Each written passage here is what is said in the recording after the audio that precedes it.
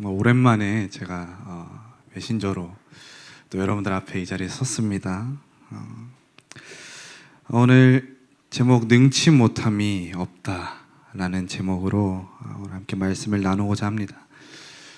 오늘 본문은 믿음에 대해서 굉장히 강조를 하고 있습니다. 여러분들 생각하기에 믿음이란 무엇입니까? 믿음은 곧 기다림이라고 우리가 얘기를 할 수 있습니다. 우리의 삶에서도 늘 기다림이 있죠. 제가 한 가지 예를 들자면 제가 가장 좋아하는 치킨이 하나가 있는데요. 그 BBQ의 황금 올리브라고 제가 굉장히 이 치킨을 좋아합니다. 저는 대한민국 모든 치킨집의 모든 후라이들을 다 비교해도 BBQ에 있는 황금 올리브만큼이 그것보다 더 맛있는 치킨은 저는 지구상에 없다라고 단언할 정도로 굉장히 좋아하는데, 제가 언제 한 번은 진짜 너무 이게 먹고 싶은 거예요. 이 황금 올리브 너무 먹고 싶어서 다이어트도 해야 되고, 이게 늦은 시간에 먹으면 또 잠도 늦게 자야 되고 힘들 건데, 그래도 너무 먹고 싶으니까 어쩔 수 없었습니다. 배달민족 어플을 켜서 이제 주문을 하고 집에서 기다리고 있었어요. 진짜 배고팠거든요. 굉장히 배고파서 치킨을 막 기다리고 있는데, 그런데 이 기다림 가운데 진짜 너무 먹고 싶어 미치겠는데 이 기다림이 힘들지 않았습니다. 오히려 기다림 가운데 조바심이 들고 죽을 것 같은 느낌이 들 수도 있지만, 그게 아니라 오히려 더 평안하고 약간 좀 설레이고 심지어 기쁘기까지 하더라고요. 왜 그럴 수 있을까요?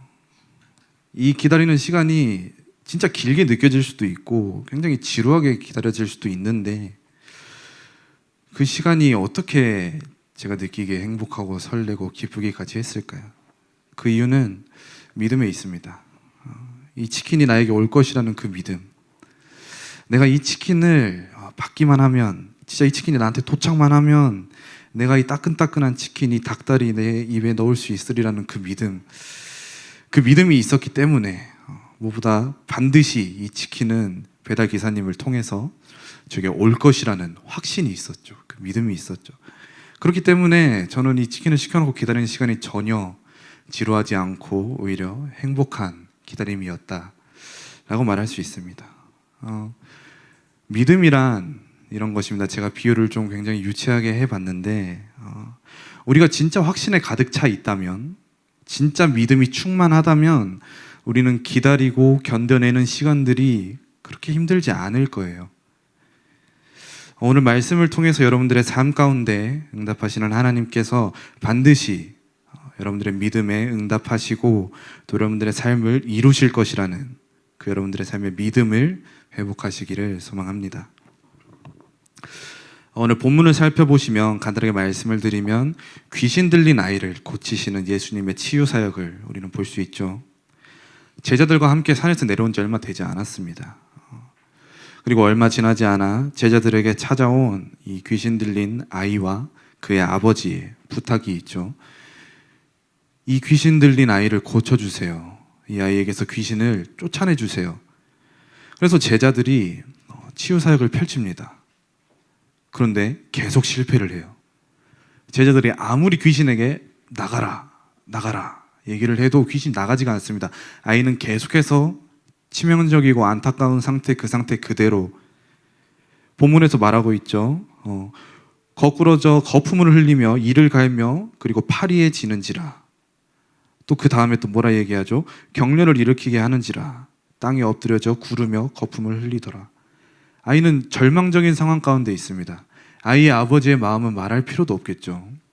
물론 이 자리에는 자녀를 낳아서 키우고 계신 우리 국장님, 부국장님을 제외하면 아직 자녀의 그런 아픔을 직접 겪어본 사람들은 없겠지만, 우리가 감히 상상만 하더라도 자식이 내 눈앞에서 개거품을 물고 쓰러져서 나뒹굴고 있는 그 모습을 보는 참담한 부모의 심정이란 우리가 감히 상상할 수 있겠습니까? 이루 말할 수 없겠죠. 그런데 결국 아이의 부모님은, 이 아이는 예수님을 만나서, 그리스도를 만나서 치유 가운데 들어가게 되죠. 우리는 이 본문의 말씀들을 통해서 예수님의 가르침, 그리고 이 아이의 아버지의 간구함을 통해 우리가 우리의 삶 가운데 놓여 있는 이 문제 앞에서 우리가 어떻게 서야 할지 우리는 알 수 있습니다. 이 말씀의 두 가지 포인트를 통해서 여러분들의 삶에서도 이것들이 적용이 되고 또 온전한 믿음 가운데 회복되어지는 은혜가 있기를 간절히 소망합니다. 첫 번째 예수님의 가르침이죠. 우리 본문의 23절에 보시면 믿는 자에게 능히 하지 못할 일이 없느니라 라고 말씀을 하십니다. 이게 예수님의 첫 번째 가르침이자 꾸짖음이에요. 이 앞에서 보시면 제가 오늘 본문에 대해서 따로 언급을 하진 않았지만 19절에 보시면 대답하여 이르시되 믿음이 없는 세대여 내가 얼마나 너희와 함께 있으며 얼마나 너희에게 참으리요 그를 내게로 데려오라 하시매 굉장히 크게 꾸짖으세요. 믿음이 없는 세대라고 통칭을 해버립니다. 그 자리에 있는 모든 이들에게 제자들을 포함해서 말이죠. 제자들은 사실 제가 처음에 말씀드렸죠. 산에서 내려온 지 얼마 되지 않았다라고 얘기를 드렸어요. 이 산에서 제자들이 본 광경은 하나님 나라의 일이었습니다. 예수님께서 제자들에게 그 광경을 보이셨어요. 두 눈으로 보고 직접 피부로 와닿게 체험한 제자들인데 그 제자들조차도 통칭해서 믿음이 없는 세대라고 지금 예수님께서 꾸짖고 계시는 거예요. 왜 이렇게 말씀을 하냐? 이 부분들은 오늘 말씀의 끝에 가면 저희가 다시 한번 알 수 있고요. 예수님의 첫 번째 가르침이 믿는 자에게 능히 하지 못할 일이 없다라고 지금 가르치고 계십니다. 아이의 아버지는 분명히 예수님께서 이 아이의 병을 고쳐줄 수 있다라는 것을, 이 귀신 들림을 낫게 치유하실 수 있다라는 것을 알고 있었습니다. 처음에는 그 믿음이 확실했겠죠. 그러나 제자들을 통해 귀신이 떠나가는 것에 대한 실패를 계속해서 경험을 합니다. 그리고 아이러니하게도 그 믿음은 이 실패 가운데서 점점 연약해져 가요. 그래서 예수님 앞에 나아가면서도 예수님을 눈앞에 두고서도 이렇게 고백을 하죠. 22절을 보시면 귀신이 그를 죽이려고 불과 물에 자주 던졌나이다. 그러나 무엇을 하실 수 있거든 우리를 불쌍히 여기사 도와주시옵소서. 예수님께서 그간에 많은 치유 사역들을 보이셨고 또 하나님께서 주신 그 권능으로 수많은 기적들을 행하셨음을 익히 들어 알고 있음에도 불구하고 문제 앞에서 실패 가운데서 나약해진 이 믿음은 이렇게 얘기를 하고 있는 겁니다. 하실 수 있거든. 우리는 이 부분에 좀 주목을 해봐야 돼요. 예수님인데 그 권능을 다 받으신 예수님한테 하실 수 있거든 이라고 말씀하는 거예요. 여러분, 우리가 몸이 아프면 우리는 병원을 가죠. 진료를 받을 때 의사 선생님께 뭐라고 하십니까? 의사 선생님, 제가 감기에 걸렸는데 혹시 할 수 있으면 저 약 처방 좀 해주세요. 제가 팔이 부러진 것 같은데 혹시 어떻게 좀 해줄 수 있으면 이거 좀 낫게 해주세요. 이렇게 표현하는 환자는 단 한 명도 없습니다. 할 수 있으면 어떻게든 해주세요. 굉장히 절박하고 절실한 표현 같지만 사실 굉장히 멍청한 표현이에요. 병원을 갈 때 우리가 지푸라기라도 잡는 심정으로 가는 환자들은 거의 없다라고 보시면 됩니다. 병원에 간다는 건 내가 진료를 받고 치료를 받고 몸이 회복될 것이라는 그 확신과 믿음 가지고 병원에 가는 것이죠. 그런데 우리 오늘 본문에 나오는 이 아이의 아버지는 예수님께 나아가면서 이렇게 얘기를 하는 겁니다. 거듭 말씀드립니다. 하실 수 있거든. 마치 예수님께서 치유하지 못할 수도 있겠다라는 생각을 은연중에 가지고 있는 것이죠. 실패 가운데 확신이 불신과 섞이고 그 과정 가운데에서 예수님께서 혹시라도 못하시면 어떡하지? 라는 생각 가운데 사로잡혀 있던 아버지의 솔직한 고백이었습니다. 그래서 예수님께서 꾸짖으시며 가르치십니다. 23절에 예수께서 이르시되 할 수 있거든이 무슨 말이냐? 믿는 자에게는 능히 하지 못할 일이 없느니라 하시니 라고 얘기를 합니다. 믿는 자에게 능히 하지 못할 일이 없다고 말씀하십니다. 이 말은 곧 네가 나를 믿으면, 나를 믿기만 하면 불가능은 없어 라고 얘기를 하고 있는 거예요. 우리는 문제 앞에서 크게 두 가지 반응을 하는 사람들입니다. 첫 번째 반응은 내가 할 수 없으면서 어떻게든 이 문제를 풀어가 보려고 굉장히 아둥바둥 하면서 풀어 헤쳐나가는 사람, 또 하나는 문제가 생긴 즉시 이걸 해결해 줄 수 있는 이에게 해답을 찾아 도움을 요청하는 사람. 여러분들 시험 문제 다들 풀어보셨죠? 내가 모르는 문제, 풀 수 없는 문제가 분명히 있습니다. 근데 내가 그거를 보고 억지로 끼워 맞춰요. 이게 맞는 것 같고 저게 맞는 것 같고 막 조합해서 이 문제를 풉니다. 그 정답으로 갈 수 있을까요?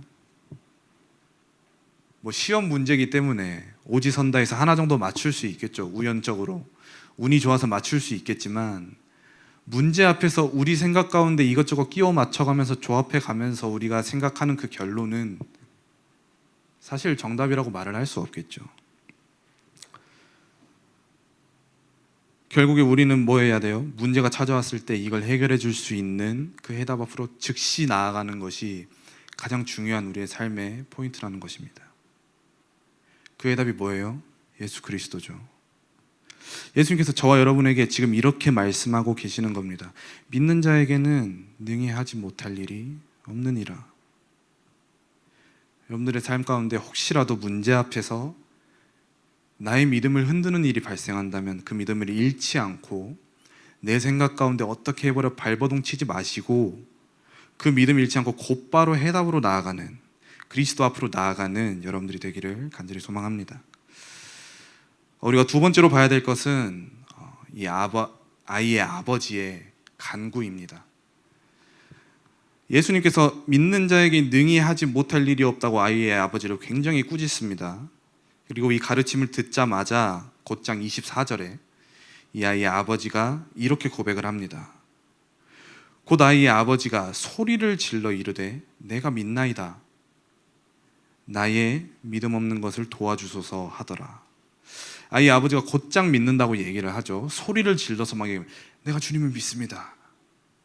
그런데 이 믿음의 고백은, 내가 믿는다고 즉시 고백한 이것은 사실은 이 책망에서 비롯된 자신의 발언에 대한 바로잡기에 사실은 불과한 고백이었습니다. 우리가 부모님께 잘못을 해서 혼나면 우리는 곧장 이렇게 얘기하죠. 죄송합니다. 다시는 안 그러겠습니다. 제가 잘못했습니다. 라고 얘기를 하는데, 사실 그 상황을 벗어나기 위한 하나의 빠른 인정에 불과할 뿐 우리는 또 똑같이 그 실수를 반복하며 살아가죠. 이 아버지의 고백 또한 내가 이렇게 고백하면 혹시 예수님께서 해주시지 않을까? 라는 은연중에 이런 고백이었다라는 것입니다. 그런데 우리가 주목해야 될 것은 여기서 즉시 고백한 믿나이다가 아니라 그 다음에 있는 고백이죠. 이렇게 고백을 합니다. 나의 믿음이 없는 것을 도와주소서 하니라. 자신의 말은 즉시 믿는다고 입 밖에 고백을 했지만 그 안에서 나의 불신이 여전히 자라고 있음을 인정하는 고백이었습니다. 그리고 이 고백은 내가 그리스도를 믿는 이 믿음조차, 내가 하나님 앞으로 나아가는 이 걸음조차 내 마음대로 내가 할 수 있는 것이 아니기에, 내 수준과 내 생각으로는 이 불신을 절대 내가 이겨낼 수가 없기에 그리스도께 나의 이 온전한 믿음을 구하는, 주님께 온전히 맡겨드리는 진정한 믿음의 고백이었던 것이죠. 우리가 삶에서 해야 될 믿음의 고백이란 바로 이런 것입니다. 내가 주님을 믿는 것조차 내 주관대로 할 수 있는 것이 아니라는 것을 우리가 알고 또 인정을 해야 됩니다. 하나님이 우리를 택정하시고 또 이 땅에 구별된 자로 부르셨음을, 또 우리가 믿는다는 말로 믿어지는 것이 아니라 우리에게 주신 이 믿음을 우리가 받았기 때문에 우리가 이 믿음을 가지고 주님 앞에 나아갈 수 있음을 우리는 삶에서 잊지 않고 기억해야 할 것입니다. 여러분들, 우리가 믿고 있는 하나님은요, 우리가 믿고 있는 예수 그리스도는 전지전능하신 하나님이시며 또 불가능을 가능케 하시는 분이시죠. 그런데 우리는 삶에서 어떻게 합니까? 우리의 고백과 우리의 기도에 당장 응답하지 않으시면 어느 순간에 의지하는 것들을 멈추고 내 생각 가운데 어떻게든 해보려 또 발버둥 치는 그 삶의 악순환 가운데로 돌아가는 우리의 모습들을 발견할 수 있죠. 제가 말씀드리고 싶은 것은 우리가 매일같이 믿는다, 주님 믿습니다, 주님 해주세요, 내가 주님의 자녀입니다라고 믿음의 고백을 하지만 한순간에 찾아오는 문제 앞에서, 작은 문제 앞에서, 거듭되는 실패 가운데 무너질 만큼 사실 우리의 믿음이 그토록 연약하다라는 것이에요. 왜요? 우리의 생각이 있으니까, 내가 있으니까. 이 세상을 살아가는 데 있어서 내 생각보다 나를 가장 많이 아는 것은 없다라고 우리가 알고 있으니까. 문제가 거듭되고 응답이 찾아오지 않으면 우리가 반드시 의지해야 될 이 예수 그리스도를 의지하지 못하고 또 의지하지 못하는 이 상태 가운데 놓여지게 됩니다. 그런데 그 상태조차 바꾸어 달라고 이 아버지는 기도를 하고 있는 것이죠. 간구하고 있다라는 것입니다. 우리의 믿음을 다시금 회복시키는 것조차도 우리의 노력 가운데 있는 것이 아니라 우리가 그리스도께 믿음으로 간구할 때, 기도할 때 우리의 믿음이 다시금 회복되어진다는 것입니다. 이 사실을 여러분들이 인정하시고 나의 믿음을 회복시키실, 나의 상태를 회복시키실, 나의 모든 문제를 해결하실 분이 그리스도요 하나님 아버지 한 분만이라는 것을 여러분들이 인정하면서 나아가기를 간절히 소망합니다. 이 믿음의 고백 가운데 하나님께서 회복시키실 때 우리의 믿음 가운데 주님께서 일하십니다. 그 일하심을 기대하면서 나아가는 우리의 수준보다 훨씬 높으신 그 하나님의 뜻을 구하고 그 믿음을 구하는 여러분들이 되어야겠습니다. 말씀의 결론으로 함께 가보겠습니다. 이 믿음의 고백을 들으신 예수님께서 이 아이를 고치시고 또 이 아이의 손을 잡아 일으키십니다. 이 광경을 보고 지켜보고 있던 제자들은 예수님께 집으로 돌아가면서 이렇게 여쭙습니다. 28절에 보시면 우리는 어찌하여 능히 그 귀신을 쫓아내지 못하였나이까. 마가복음 6장에 보시면 이렇게 나와 있습니다. 6장 7절에 보시면 12 제자를 부르사 둘씩 보내시며 더러운 귀신을 제어하는 권능을 주시고, 예수님께서 이미 제자들에게 이 귀신을 제어하는 권능을 주셨다는 거예요. 받았어요. 심지어 그 이후에 본문에서 보시면 제자들은 귀신을 제어하는 이 권능을 가지고, 귀신을 쫓는 권능을 가지고 나아가서 많은 귀신을 쫓아내며 많은 병자들을 고치는 하나님의 역사를 보였습니다. 그런데 분명 이 권능을 받은 제자들이었는데 왜 오늘 본문에서는 귀신 들린 아이를 고치지 못하고 있을까요? 때문에 제자들은 예수님께 이런 질문을 하는 것입니다. 분명 과거에는 내가 권능을 받아 고쳤는데 딱히 우리에게서 다시 내가 그 권능 가져갈게 라고 얘기하신 것도 아닌데 왜 지금은 안 될까? 제자들에게 이런 의문이 들었던 것이겠죠. 사실 우리 또한 그러지 않습니까? 우리가 과거에 굉장히 눈물로 기도하고 또 그 기도 가운데 응답받아왔던 모든 것들을 두고 당시의 믿음으로, 순종으로, 기쁨으로 나아갔는데 우리도 어느 순간 제자들처럼 무뎌지고 당연해지기 시작하면 어느 순간 우리의 삶에 있던 기도는 온데간데 사라지고, 우리가 믿는다 말은 하지만 살면서 어느 순간 이 믿음에 순종하는 삶이 아니라 또다시 내 생각 가운데 순응하는 삶을 살아가고 있지는 않습니까? 하나님께서 주신 능력이었습니다. 하나님께서 우리에게 이 상황을 이겨낼 수 있는 힘을 주셨고, 우리가 삶을 살아가면서, 세상을 살아가면서 현혹되지 않고 미혹되지 않을 그 중심과 그 믿음을 주셨는데 어느 순간 내가 그것과 함께 하다 보니 이것에 당연해지고 익숙해져서 나의 것이라 착각하고, 이것을 끊임없이 구하는 기도 가운데 있어야 될 우리가 기도 없이 그저 내 수준 따라 살아가는, 대수롭지 않게 생각하고 여겨오던 지난 날들의 우리들, 이게 우리의 현실이라는 거죠. 해결되었던 것이기 때문에, 한번 이겨냈기 때문에 쉽게 생각하는데 막상 막힌 상황이 찾아오면 똑같은 문제인데 또 다시 올바른 해답을 우리가 알고 있음에도 불구하고 그 앞으로 나아가지 못하고 여전히 빙글빙글 돌고 있는 우리의 모습들을 또한 발견할 수 있습니다. 제자들은 결국 자신들을 통해 펼쳐졌던 이 권능을 두고 자신들의 능력이라 착각을 했던 것이죠. 그리고 자신들이 해결하지 못하였을 때 예수님께서 말하시는 이 믿음, 이 아이의 아버지가 보여줬던 이 믿음이 제자들에게 있었다면 자신들의 무능을 인정하고 다시 한번 그리스도를 의지하며 이 능력을 구하는 기도들을 제자들은 했을 것입니다. 그러나 제자들은 어떻게든 전처럼 해보고자 안간힘을 썼고 그 결과는 서기관들과 분쟁하는, 조롱받는 지경에까지 이르게 되었죠. 제자들이 이 권능, 귀신을 쫓는 권능을 받은 것처럼 앞서 말했듯이 저 여러분 또한 이 세상에서 승리할 수 있는 해답을 얻었습니다. 그러나 그것은 우리가 알고 있는 해답, 우리가 받은 이 해답은 우리가 그리스도와 함께할 때 비로소 완전하고 비로소 참된 능력 가운데 있을 줄 우리가 믿습니다. 우리가 받았다고 해서 그게 온전히 나의 것이 됐다가 아니라 그리스도가 나와 함께할 때 나의 능력으로, 주신 능력으로, 또 내 안에서 내가 하는 것이 아니라 나에게 이 능력 주신 하나님께서 나를 통하여 나의 삶을 통해서 이루어 가신다라는 거죠. 그렇기 때문에 예수님께서 이렇게 얘기하십니다. 오늘 본문의 마지막이죠. 29절에 보시면 이르시되 기도 외에는 다른 것으로는 이런 종류가 나갈 수 없느니라 하시니라. 결국 기도라는 것입니다.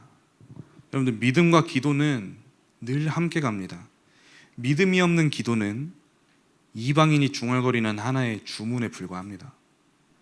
여러분들이 믿음 없이 내뱉는 기도는 아무리 눈물을 흘리며 기도하고 아무리 열심히 기도하고 아무리 길게 아무리 목청껏 기도한다 할지라도 여러분 안에 믿음이 없어서는 그 기도는 무용지물인 것이죠. 또 반대로 믿음이 없이는 우리가 어떠한 행위를 통하여 하나님께 영광을 올려드린다 할지라도 제가 이 자리에서 찬양 인도를 하고 제가 이 자리에서 여러분들 가운데 말씀을 선포하는 것조차도 하나님이 보시기에 참 기쁜 행위라 보시지만 만약 그 일들을 행하고 있는 제 안에 믿음이 없다면 하나님께 영광을 올려드릴 수 없다라는 거죠. 제가 여기에서 아무리 울고 불고 난리치고 부르짖고 기도하고 찬양한다 할지라도 그것이 무용지물이라는 것입니다. 주님을 기쁘게 할 수가 없습니다. 믿음이 없는 수고는 다 헛될 뿐이라고 성경은 계속해서 말을 하고 있습니다. 예수님께서 지금 말씀하고 계시는 이 기도는 결국 믿음에서 비롯된 간구임을 우리는 알아야 합니다. 내가 되어지는 가운데 예수님 이것도 조금 더 해주시면 안 될까요? 이런 기도가 아니고요. 나의 나약함, 나의 부족함을 모두 인정하고 내가 어떻게 해보려 더 이상 안간힘을 쓰며 나아가는 와중에 조그만한 힘을 빌리는 기도가 아니라 그런 나를 모두 다 내려놓고 내가 의지하고 있던, 내가 목표 삼고 있던 것들 다 내려놓고 내가 원하는 것들 다 내려놓고 오직 하나님의 능력만을 요구하며 하나님께서 능히 하실 것이라는 그 믿음을 우리는 굳게 붙잡고 나아가야 됩니다. 이 믿음이 우리가 삶에서 붙잡아야 될 믿음이자 이 믿음 가지고 기도할 때 하나님께서 응답을 하신다라는 것입니다. 오늘 본문에서는 이 믿음의 고백 가운데 예수님께서 즉각적으로 여러분들의 이 아버지에게 응답을 보이셨죠. 그런데 우리의 삶을 보시면 우리가 이 믿음이 확실해서 이 믿음 붙잡고 기도함에도 순간 즉각 응답이 찾아오면 참 좋겠는데 그러지 않을 때가 굉장히 많죠. 그러나 거기에서 낙심하지 않기를 바랍니다. 우리가 오해하지 말아야 될 것은 오늘 본문처럼 당장 응답이 찾아오지 않을 수 있다라는 거예요. 어쩌면 무응답으로 응답이 다가올 수 있다라는 것입니다. 분명히 믿음으로 주님께 간구하는 기도를 올려드렸는데 응답이 찾아오지 않으면 우리의 믿음이 흐트러질 수도 있겠지만 그 가운데서 그 믿음이 흐트러지지 않을 수 있도록 또한 동시에 그리 아니하실지라도 내가 주님 앞에 다시 나아갈 수 있는 믿음을 허락하여 주옵소서 라는 이 믿음의 고백들이 여러분들의 삶 가운데 있기를 바랍니다. 이게 가능케 되어질 수 있는 것은요, 결국에는 여러분들이 삶에서 내가 믿음을 놓치지 않기 위한 정말 극한의 간구로 계속해서 기도하는 것, 기도의 끈을 절대 놓치지 않고 계속해서 기도하고 간구함으로 주님께 믿음을 구하고 나의 아랠 것을 아뢰고 나의 상처, 나의 아픔, 나의 어려움, 나의 모든 것들을 주님 앞에 내려놓고 주님 앞에 나아가는 것, 주님께 모든 걸 맡기는 것이 우리의 삶에서 주님 앞에 드릴 수 있는 최고의 믿음의 고백이자 간구가 될 줄로 믿습니다. 우리가 믿는 하나님은 아까 앞에도 말했지만 전지전능하신 하나님이자 또 성경은 이렇게 말하고 있습니다. 주님께서는 우리를 결단코 궁창으로 빠지지 않게 하시고 또 주님께서 우리를 가장 좋은 길로, 가장 안전한 길로 이끄시는 그 주님이라고 성경은 계속해서 말을 하고 있습니다. 혹시라도 지금 이 자리에 있는 여러분들 가운데 믿음이 무너져 내린 분이 계시다면 정말 나의 믿음을 다시 회복해 달라고, 나의 이 부서져 버린 믿음조차 주님께서 회복해 주실 걸 믿고 내가 주님을 의지하며 나아갑니다. 이 기도가 되어지기를 바랍니다. 혹시 지금 믿는 가운데 고난 중에 있다면 여전히 주님께서 나의 손을 붙들고 나를 인도하시고 나를 주님께서 원하시는 시간표 가운데 예정하신 그때에 나를 다시 회복시키시고 내가 이 고난의 끝에서 하나님의 영광을 바라볼 수 있게 하여 주옵소서 고백하시기 바랍니다. 순간순간마다 찾아오는 어려움과 문제, 그게 크고 작고는 중요하지 않습니다. 뭐 이런 것까지 다 주님께 기도해? 주님께서는 그것까지 바라고 계세요. 우리가 믿는 하나님은, 우리가 의지하는 그리스도는 우리의 삶에서 크고 작은 문제, 이 경중을 내가 수준에 따져서 행할 거고 기도할 것이 아니라 아무리 작고 아무리 사소한 것이라도 너무 크고 어떻게 해야 될지 모르겠는 이 큰 어려움 가운데서 동일하게 주님 앞에 나아오기를 간절히 소망하십니다. 우리에게 허락된 문제 가운데에서 여러분들이 낙심하지 않을 수 있는 이유는 언제나 우리의 기도를 들으시고 언제나 우리의 믿음의 간구 가운데서 응답하시는 하나님께서 저 여러분들에게 늘 함께 하시며 또 우리의 손을 붙들고 인도하시는 그 믿음이 우리에게 있는 줄, 우리가 그것 때문에 이 자리에 여전히 나오고 말씀 가운데 힘을 얻고 돌아가는 줄 우리가 믿습니다. 우리가 이 믿음의 기도 속에 있을 때 절대 능치 못할 것이 없습니다. 온전히 주님께 간구함으로 맡겨드릴 때 그때에 주님께서 일을 하십니다. 우리가 쥐고 있으면 이거를 해결할 수가 없어요.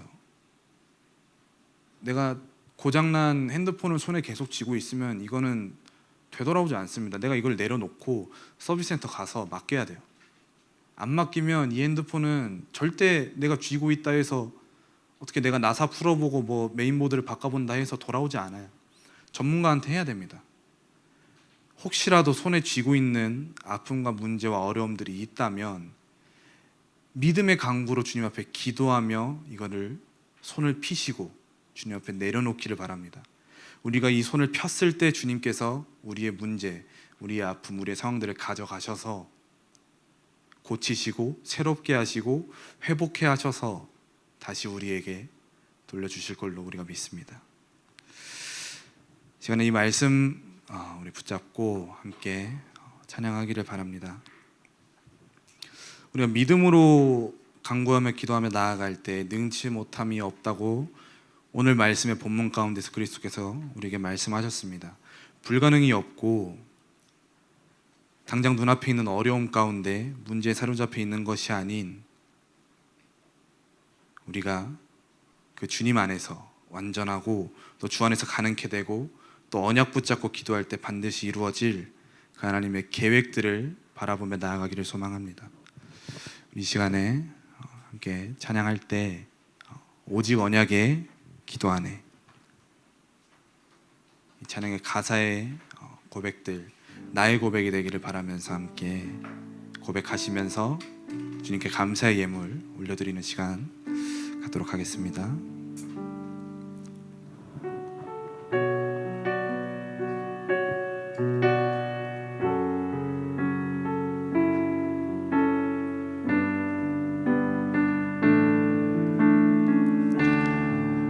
나의 무능도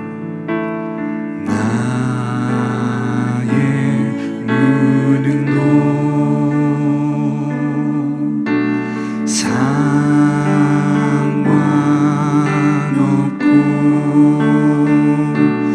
나의 한계도 상관없는 언약 속에서 내 모든 것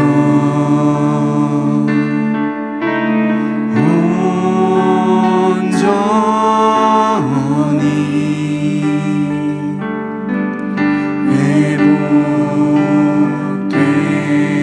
회복되리라. 주 안에 불가능이 없고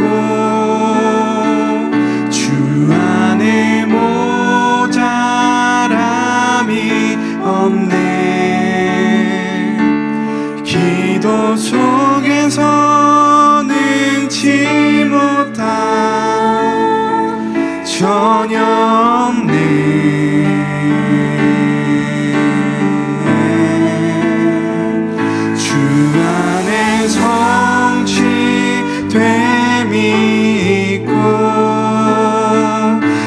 세상을 살